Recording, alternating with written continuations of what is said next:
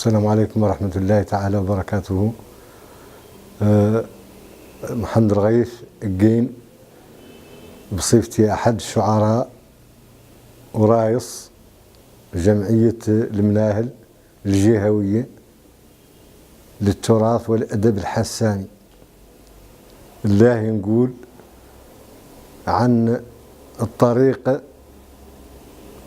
والله المسببات اللي كانت وراء إلغاء مهرجان الداخلة للشعر والأغنية الحسانية. عنا نبغوا نعرفوا شنو هي أسبابها، وهي الحقيقة رانا مآزرين المجتمع المدني في الداخلة به اللي هو جابر فينا احنا متنفس، واحنا مولي رايين متنفس في هذاك المهرجان اللي كانت تنظم الوزارة فم اللي طبعا هذه كانت لا تعود النسخة الثانية عشرة، وعنا كاملين دفعنا المتطلبات اللي راسلنا عليها، ولأن مع إلغاء به أولا ما يخدم الثقافة ولا يخدم الوطن، يا غير قد يعود يخدم جهة ثانية احنا ما لنا عارفينها،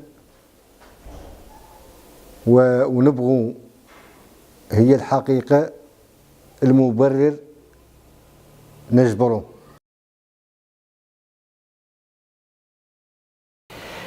جغاغة محمد البوسحاب، أنا مولي بصفتي شاعر وأمين مال الجمعية المناهل الجهوية للأدب والتراث الحساني بوادنون.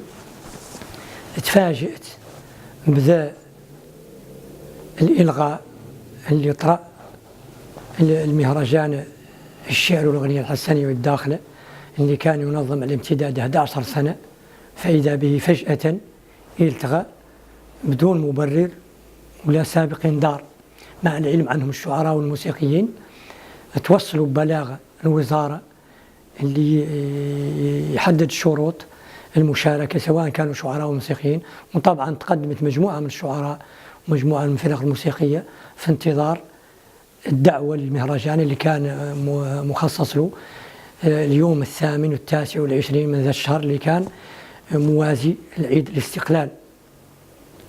هذا الإلغاء نحن ما فهمنا له شيء لحد الساعة. في الوقت اللي كان من الأحسن كنا ننتظروا وكنا نتأملوا على أن هذه النسخة الثانية عشرة في 2016 كانت تعود هي أحسن النسخ وتكون أكثر زخم، بما أنها مثلا عنها في مرحلة متقدمة من عمر المهرجان اللي فوت 11 سنة تحجلوا جميع الأدباء والشعراء والموسيقيين من جميع الجهات الجنوبية المملكة ويحضروا فهم ويلتقاوا على الشيء الحساني، يستافدوا منه الأجيال.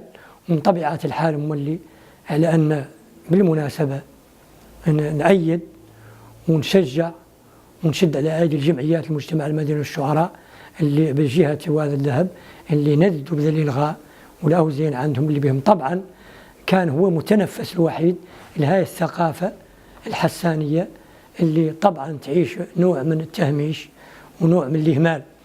وكانت قاع الناس الحمد لله متأملة خير عاقب صدور الدستور في 2011 اللي تكلم عن الثقافة الحسانية واعتبرها مكون من مكونات الثقافة المغربية ودعا للاعتناء بها وتطويرها.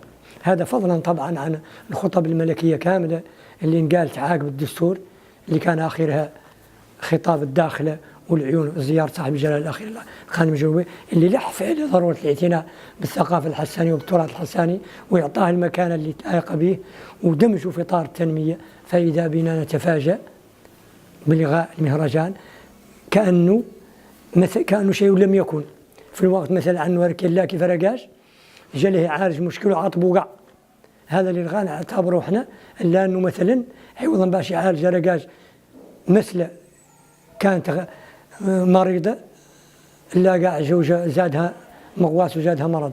إذن هذا الإلغاء ما هو مبرر، احنا ما لنا قابلينه به اللي ما يخدم الثقافة ولا يخدم الوطن ولا يخدم هويتنا اللي هي الثقافة الحسانية، وذا اللي نقال كامل.